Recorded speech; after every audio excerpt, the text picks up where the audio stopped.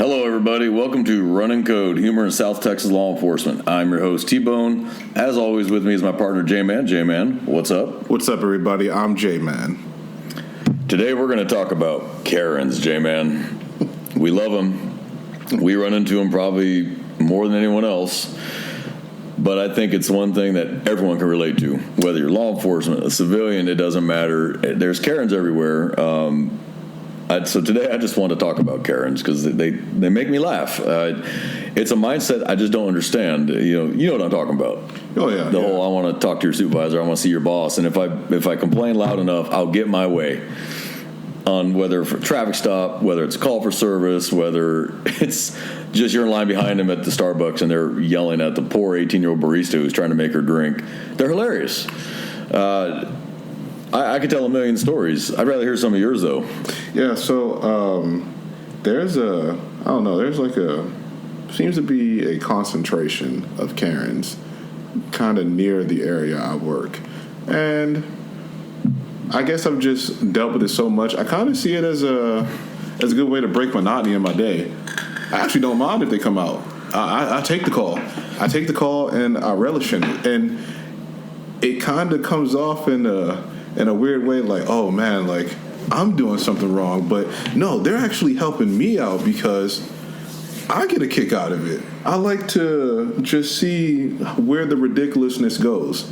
It kind of starts off in a linear line, then it can make a right angle, then it can make something perpendicular, then it could be a question mark with a horseshoe and, just a straight up knuckle curveball, whatever you want to call it. I like it. Karens, please keep on doing what you do. Because not for nothing, J-Man appreciates it. You always have one person that likes it, and it's me. Well, you might be the first one I have ever heard say that. I deal with them as a traffic officer on traffic stops all day long. The immediate complaint, if they don't get their way, I want to speak to your supervisor, and it's always hilarious when they ask for one because, no, I'm leaving. You feel free to call non-emergency and request one, and good luck with that. I'm leaving. And then you get the ones that demand that I stay, or I have a right to a supervisor. No, you don't. Just so you know, folks that are listening that are Karens, you don't have a right to a supervisor. There's no law. There's no Supreme Court ruling. It may be policy in your agency. It is not a right. It is not a law. Our agency says we can request one. If they want to, they can make the location. That's how that works. I've left many people on the side of the road. Well, here's the phone number. You throw a call. I'm leaving. And they're just flabbergasted as I walk away because it didn't work. Them demanding a supervisor did not work. J-Man, it didn't work. And I break their little hearts every time. And it's funny. Yeah, I have noticed there's an inability to just naturally compromise. Like, you would think in the context that we make, you would want to think the objective is, how can I get this officer away from me quick enough? But it doesn't work like that for Karen. So no, they want you to stick around. They want to argue with you. I think, and that's probably where I kind of am like, okay, you know what? I'll take it, the argument portion, because there's a small part of my lizard brain that thinks, you know what? Maybe I can change this individual's mind. Like, one thing is they like to cut you off. They got to get in their 2 cents and interject. So typically I'll just stay quiet and I'll just be like, so when you usually conversate with people, do you ask questions that you don't want the answer to, or you don't let people finish? And I've noticed, I've done that multiple times, and it really does stump people, the Karens. It stumps the Karens because they're just like, oh snap. And then I was just like, see, there it is. There's that little nugget of hope I'm throwing in there. Mm-hmm. That little nugget of hope I'm throwing in there that, hey, you're finally starting to get it. Oh, yes. I used to love arguing with them, and as the time goes on, I like arguing with them less and less. It frustrates me to know, and look, you were speeding. It is what it is. Here's your ticket. You're not getting a supervisor here. He's not going to change it. I tell them, if you want to discuss this in court, there's the court date on your copy of the citation. You feel free to come in there, and then we can discuss it all day long. But they feel that if they call a supervisor right now, this whole thing's going to go in the side of the road. Yeah. Those are the I want your name and badge that is clearly visible on my uniform that I'm standing looking at him wearing. But that's that mindset that if I demand his name and badge, he'll give me what I want. He'll back off because I asked for his name and badge. Well, it's on the bottom of your citation as well, my name and my badge, along with a number to internal affairs. And it makes me laugh every time, especially when I look at them and I spell my name for them, and then I show them my badge and tell them you're free to take a picture with your phone if you want to, and they just don't know how to respond to that because apparently it has worked at some point in their life where that approach has worked for them, and when it doesn't, they just don't know how to handle it. I think it's kind of the whole, oh, it's right here. And then the snarky comment is, oh, so your name is right here? Kind of an honor thing. That's why I don't do that. I don't do that. Our policy actually expressly says we can't do that. If they ask for it, we give them our last name, we give them our badge number. But I point to it at the same time. It's right here. Here's my name. Here's my badge number. And then I hold my shirt out. You're free to take a picture. Mm-hmm. And some take me up on that offer. Some don't. Some shut up after that because they realize it didn't work. Yeah. That approach it didn't work. And it's just watch the light fade in their eyes as they realize they're not getting out of this just because they asked for my name and badge. You're getting a ticket.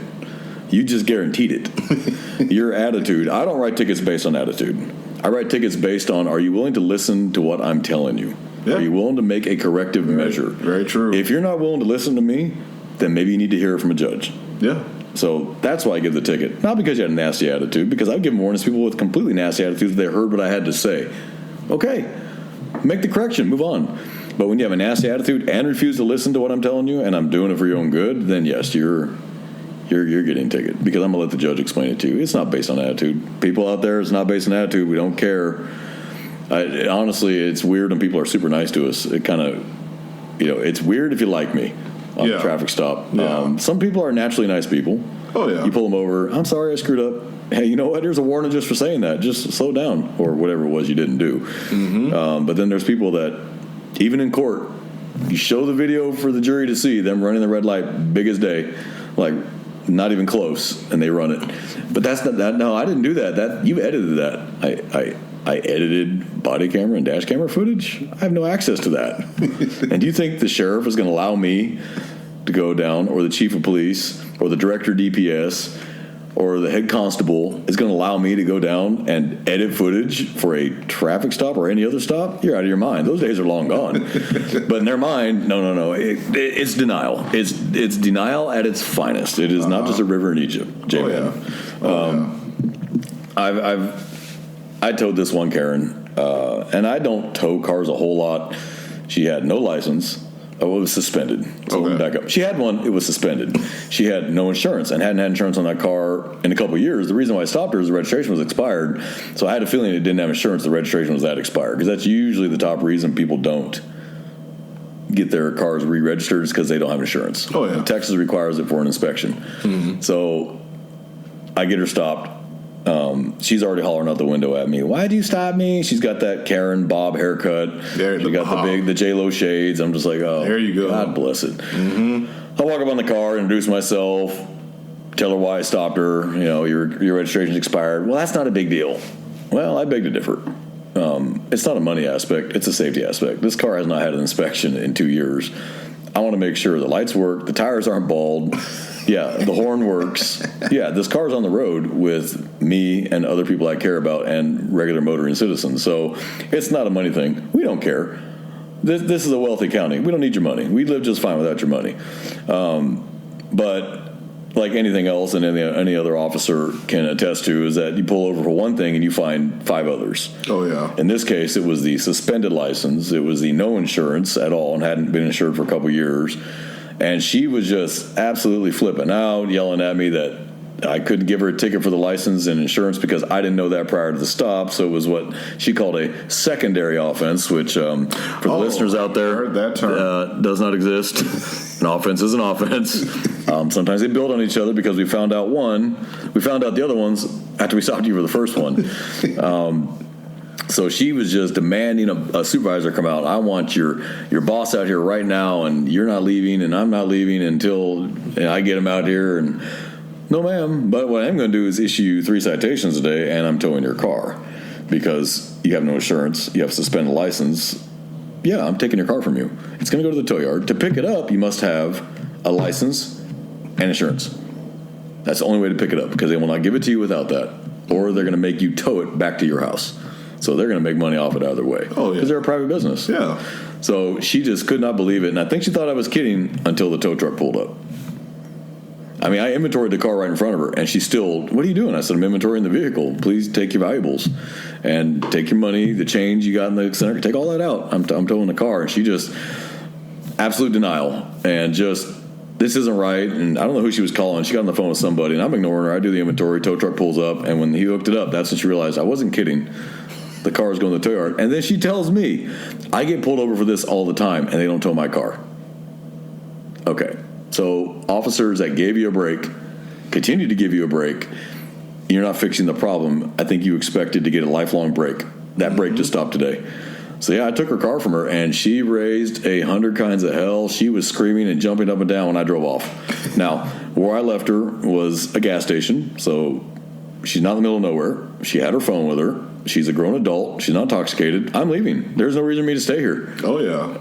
Bye. And it wasn't a bad part of town either. It wasn't like, I probably should give her a ride, at least somewhere safe. No, it was a nice part of town. So guess what? Good luck. I wish you the best of luck. And I drove off. Mm-hmm. About 20 minutes later, my boss is calling me. And once I explained what happened, he called her back and said, absolutely. He did what he's supposed to do. So is there anything else I can help you with? Well, now she wanted his name and badge number. And he said, that's fine. He gave it to her. And then he graciously gave her the number to Internal Affairs, which is on the bottom of every citation we issue. Never heard another word about it. I don't know what she thought was going to happen. I'm kind of curious. I kind of want to call Internal Affairs. Did you ever hear from this woman out of curiosity? I'm just kind of curious because for those that don't know, Internal Affairs doesn't always contact you. If they review it and there really was no policy violation, they round file it. They're done with it. So you don't always even know if someone called. You find out maybe months later you run into one of the IA sergeants who tells you, oh, yeah, we got a call about this, and we round filed it once we watched your footage.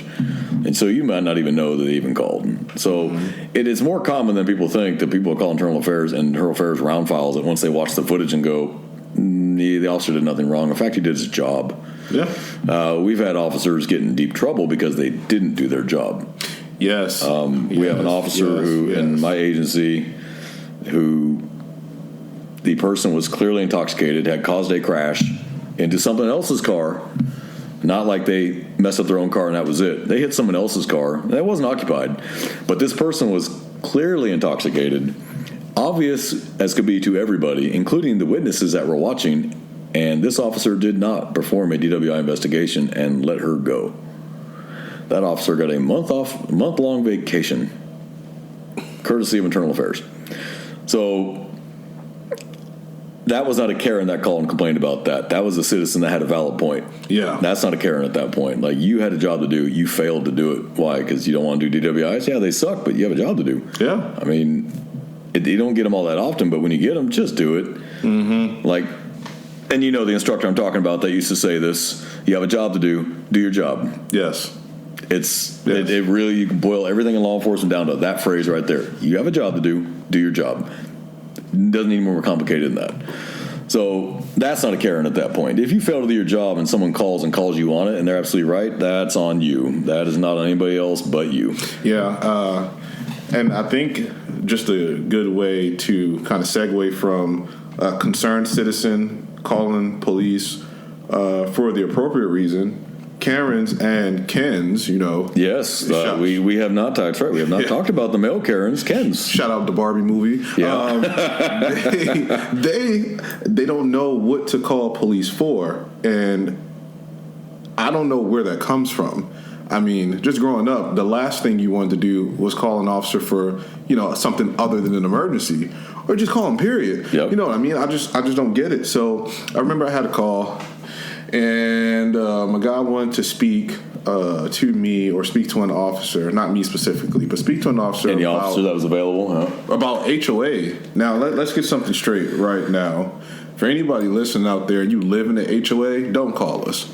Not for an HOA violation. Oh, because God, we can't they used to get enforce so old. And it's worse because the Karen or the Ken could be the president of the HOA. So I just please don't call us. We can't do anything. We legally can do nothing. We can't enforce what we call house rules. Yes. We enforce state law, folks. State law, not personal feelings and not your HOA's policies. One of those, the most common of those, is there's a car parked in front of my house.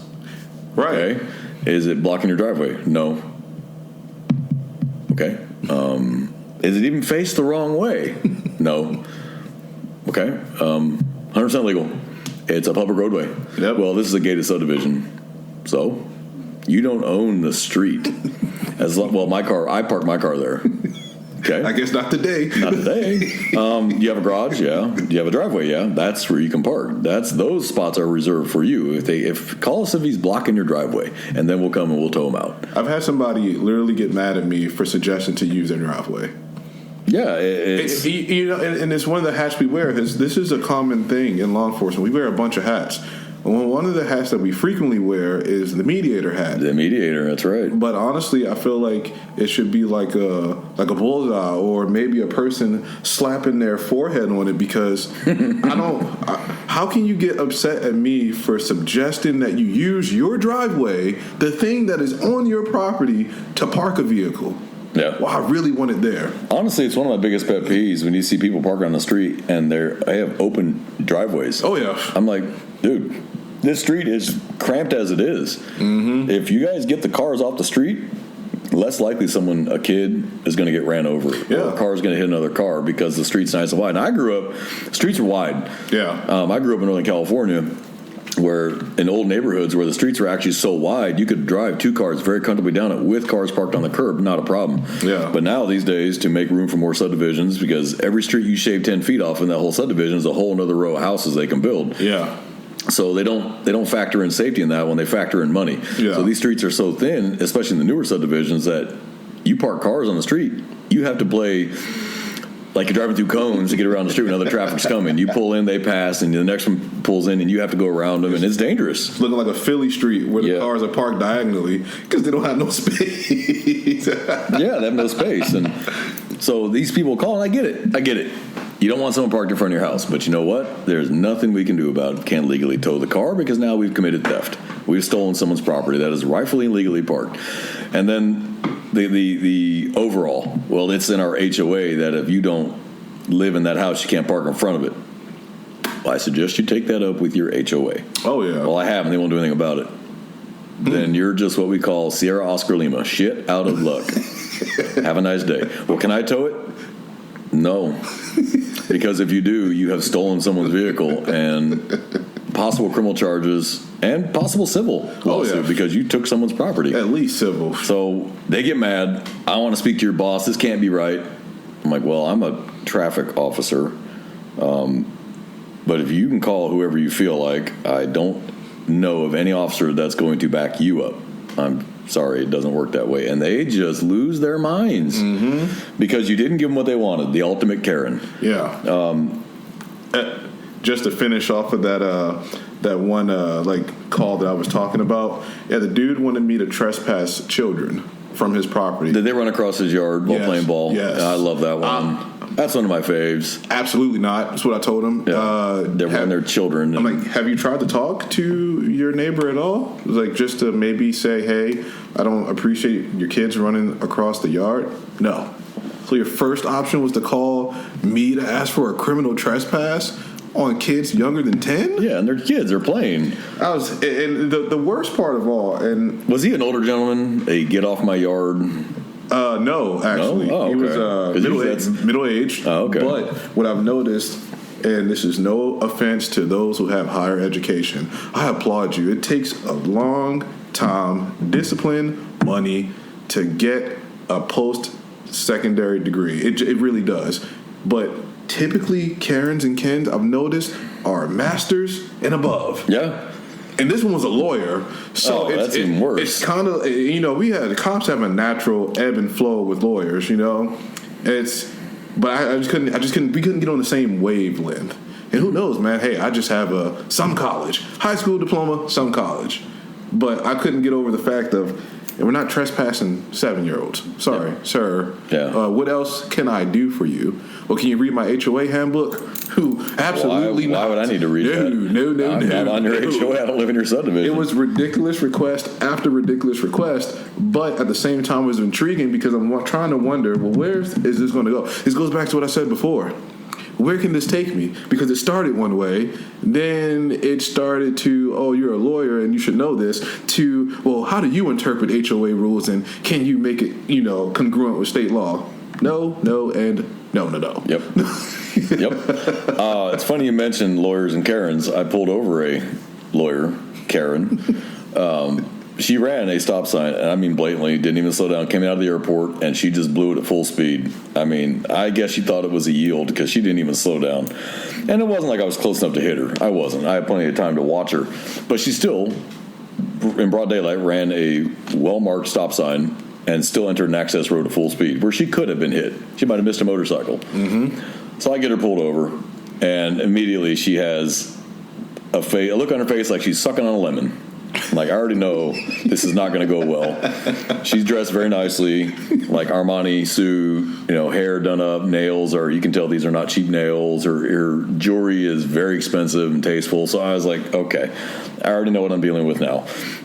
And I told her I identified myself. This is why I stopped. You ran a stop sign. I didn't run that stop sign. I came to a complete stop. Okay, ma'am. Well, the body camera and dash camera beg to disagree with you. But we can discuss that in court. And then she sat there and argued with me, and I'm sitting there staring at her, and I've already asked for her license, which she still hasn't given me. She's holding a hostage. You ever had that where they hold it inside the car and won't hand it to you until you satisfy their curiosity? Mm-hmm. Normally, I just satisfy the curiosity and then ask for it. After that, if they don't give it, we have a different problem. Yeah. But she was like, I had already told her why I stopped her and who I was, and she still wanted to hold a hostage, so she argued with me. And so I said, ma'am, I'm not going to continue this conversation until you hand me your driver's license. Then she handed it to me. Thank you, ma'am. Do you still have this address? Yes. Okay. And she continued, I want to talk about this. No.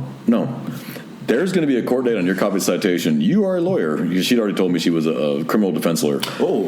And I said, okay, so what would you advise your client in this situation, counselor? I said, would you advise your client to argue with me on the side of the road? Or would you advise your client to be quiet, exercise their Miranda rights, which the first one is shut the fuck up. That's right to me, but I call it shut the fuck up. And take it to court where you fight the battle for them. And she didn't like that, like at all. Like she took it up another notch. I'm like, you know what? I'll be right back. I went back. I ran her. She had 25 speeding convictions behind her. And that was just speeding. She had like 2 or 3 red lights or stop sign violations. But clearly she'd been doing this a while, and it clearly wasn't working because if she was representing herself in court, she did a piss poor job if she had all those convictions. Yeah, that's, so I was like, very odd. You've been through this. So I went back up to her. I said, I'm going to write you a citation for disregarding a stop sign. And I said, it goes along with the other collection that you've been getting, that you've been growing since you were 19 years old. Mm-hmm. So I look back at the dates. Yeah. Since you were 19. Clearly, this is a problem. I said, so please just stop at stop signs. That's all I'm asking. I really don't care if you even go to court or not. Just stop at stop signs. That way I don't work the fatality crash you cause or the motorcycle crash you cause, the pedestrian you run over because he's in the crosswalk and you're in such a hurry. Yeah. And she just kept going. I said, ma'am, again, what would you advise your client? And she just turned about 3 shades of red. Have you ever seen a platinum blonde turn red? It's not pretty.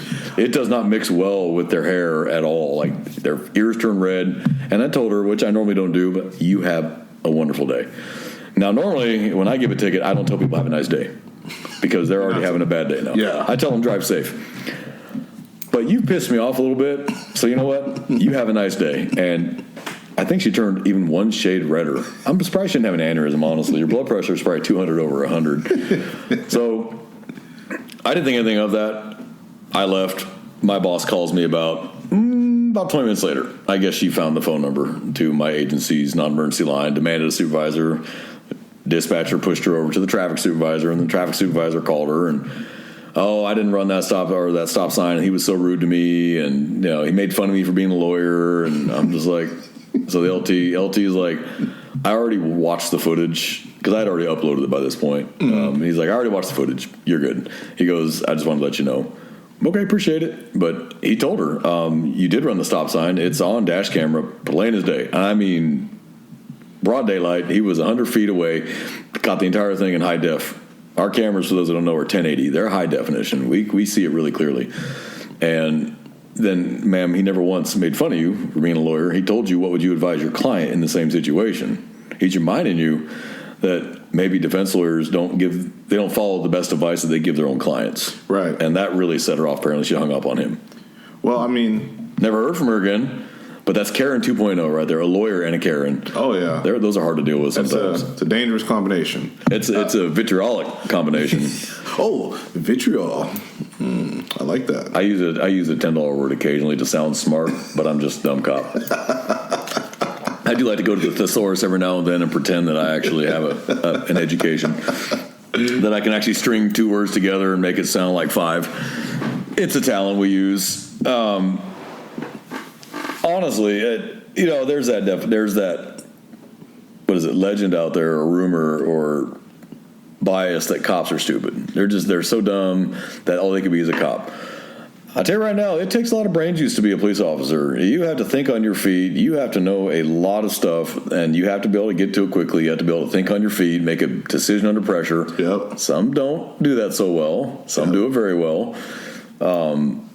It takes some brain juice to wear a badge and a gun and go out there. And for those that don't realize it, traffic stops are probably the number one most dangerous thing we do. Mm-hmm. Number 2 is domestic violences that we get involved in. Because they're both pissed off and amped up. And if you're in the kitchen, good chance cutlery is coming out to play. Oh, yeah. A little tip for new officers, take the fight out of the kitchen. Yep. Put them in the living room.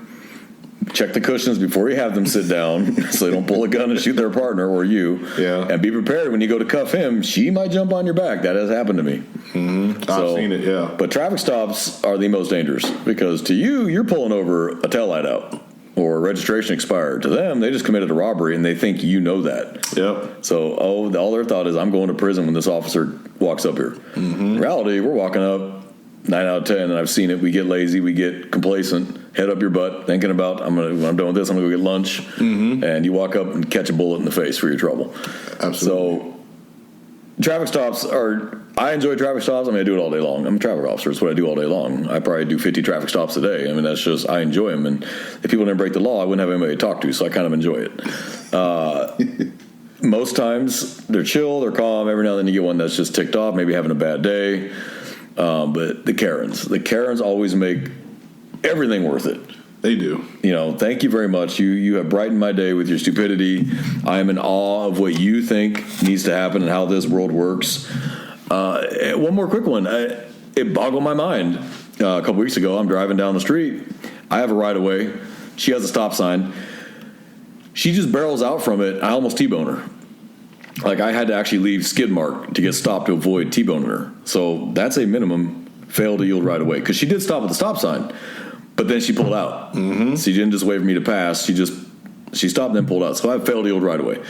So I get her pulled over, and she's got a nasty attitude right off the top. And I was like, ma'am, you ran the you didn't run. I said, you failed to yield right away. I almost hit you. You can go back and see the skid mark in the street. No, I didn't. There was plenty of room. If I was doing 10 miles an hour, there'd be plenty of room, but I was doing the speed limit of 35, and I would have T-boned you right there in the passenger door. And that would have been a bad day for both of us. I have a brand new Tahoe for listeners that don't know. By the way, I got a brand new Tahoe just issued to me. I like my car.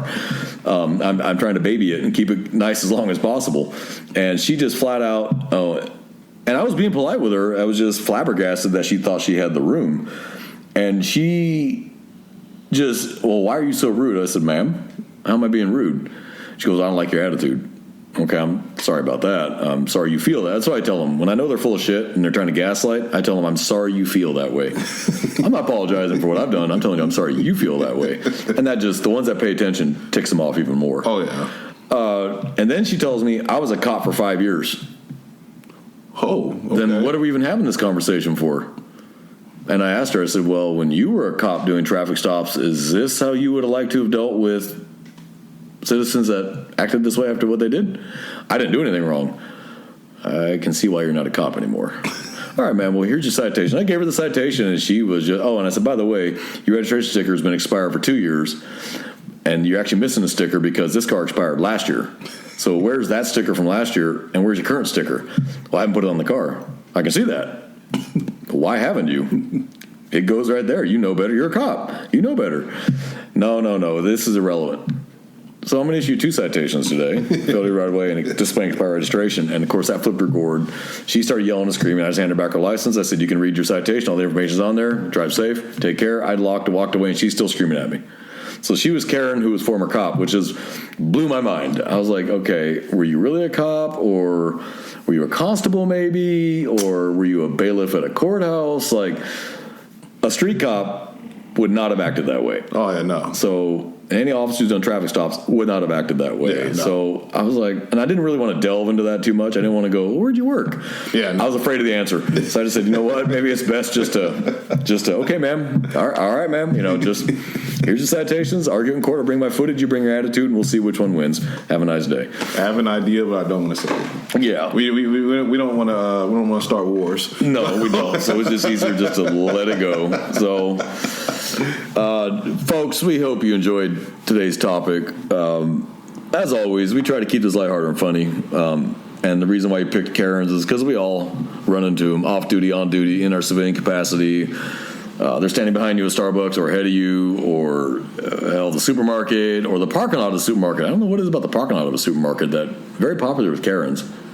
I don't know. I get natural safety zone. I don't know. I guess. I think they feel protected in a parking lot, and it doesn't always work their way. So, folks, from J-Man and I, we want you to have a great week. Be productive, be happy, be safe, be funny. Check us out, and please refer us to your friends. Let them get a good laugh, because humor is the best medicine out of all. It is. And we will catch you on the flip side. J-Man, you want to add anything?